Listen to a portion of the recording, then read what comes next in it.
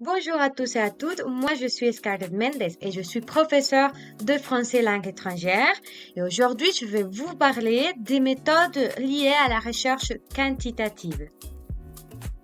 Cette vidéo commencera par la définition de recherche quantitative, puis qu'est-ce que c'est la méthode expérimentale, quelques caractéristiques et un exemple pour que vous pourrez en comprendre mieux. Ensuite, qu'est-ce que c'est la méthode quasi-expérimentale? Aussi, on parlera des caractéristiques et un exemple précis et on va terminer par la méthode non expérimentale. Alors, une question très importante. Qu'est-ce que c'est la recherche quantitative? Tout d'abord, répondez-moi avant qu'on analyse la définition concrète. Bon, alors, vous avez un petit peu de raison. La recherche quantitative se distingue par son caractère objectif, structuré et statistique. Elle suit une progression logique dans laquelle chaque étape comporte une importance essentielle. À partir des questions de recherche clairement formulées, le chercheur va établir des hypothèses, identifier des variables pertinentes et finalement élaborer un plan méthodologique visant à les mettre à l'épreuve. C'est pour cela que lors de cette vidéo, on pourra analyser les différents types de méthodes que vous pourrez en choisir. Maintenant, on passe au sujet de la méthode expérimentale. Qu'est-ce que c'est cette méthode? Cette méthode permet de manipuler complètement les variables indépendantes afin de tester les hypothèses par rapport des variables dépendantes et trouver bien sûr l'effet ou la cause de celles-ci.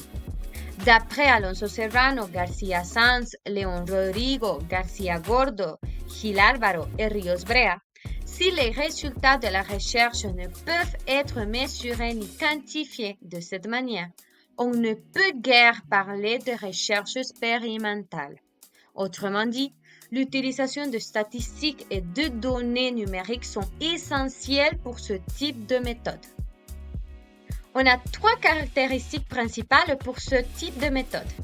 Tout d'abord, les groupes de participants sont choisis de manière aléatoire et ça peut être manipulé. Ensuite, il faut utiliser minimum 2 groupes pour réaliser des comparaisons. Enfin, il est inutile pour tester une nouvelle méthode d'apprentissage. Bien sûr, je sais que vous devez être en train de réfléchir un petit peu à des exemples possibles pour mettre en place cette méthode. Alors, je vous donne un. Vous pourrez tester un outil pédagogique pour FLE, dans ce cas Bouzou. Et il faudra mettre en place cette méthode avec 2 groupes minimum qu'on a parlé. Le premier va utiliser l'application et le deuxième continuera comme toujours. Cela va donner une vérification de l'efficacité de l'utilisation de Bouzou pendant les cours de FLE. Le point suivant de cette vidéo concerne la méthode quasi-expérimentale. C'est l'étude des situations qui ressemblent à des véritables expériences, car le chercheur désigne ce qui sera comparé.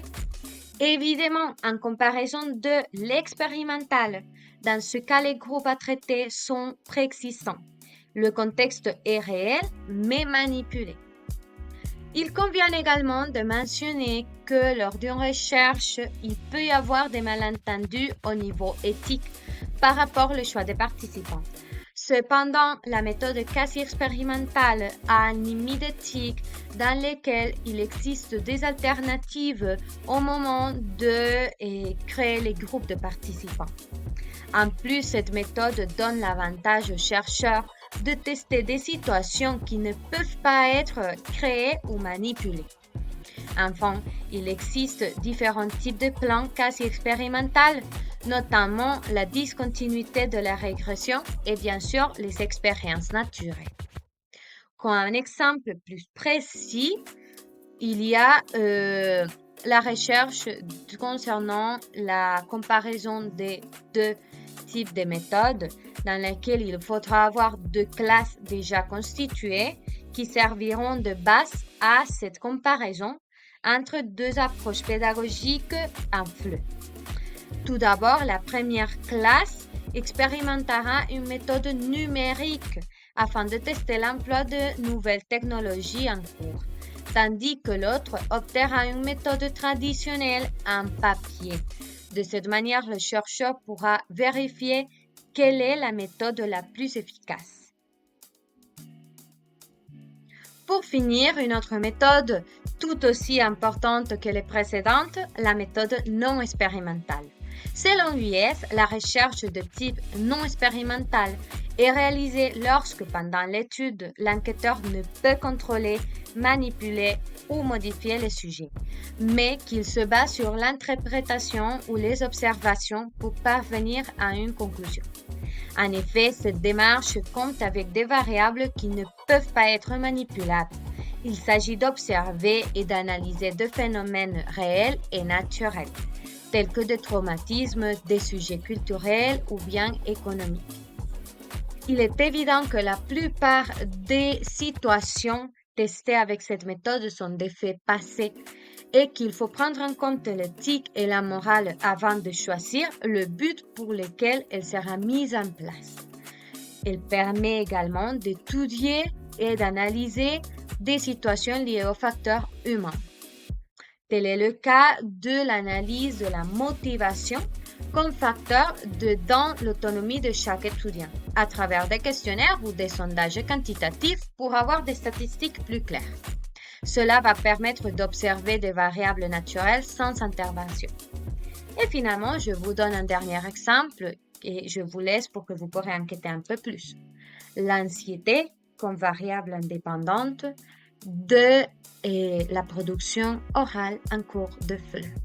En somme, la recherche quantitative offre une grande quantité de méthodes et de techniques permettant de mener une étude de manière rigoureuse. Cependant, il est essentiel d'avoir un objectif clair et précis avant de choisir votre méthode, afin de tirer pleinement parti de votre démarche. Il ne suffit pas de choisir au hasard, il faut qu'elle soit cohérente avec votre problématique, avec vos hypothèses et vos variables. Gardons à l'esprit que la solidité d'une recherche repose non seulement sur des outils choisis, mais aussi sur la réflexion critique qui les accompagne.